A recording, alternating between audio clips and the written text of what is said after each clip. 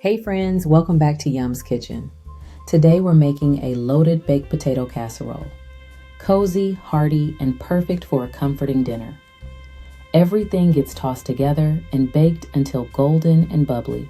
These are the ingredients: simple, cozy, and easy to bring together. We'll start with peeled, cubed russet potatoes.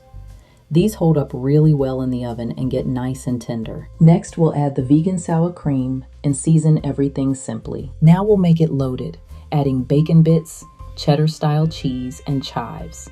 If you're not vegan, you can absolutely use real bacon here. This is one of those meals that's hearty, comforting, and really satisfying. Perfect for when you want something warm and filling. For the full recipe, check out the pinned comment below. Thanks for watching, and I'll see you next time.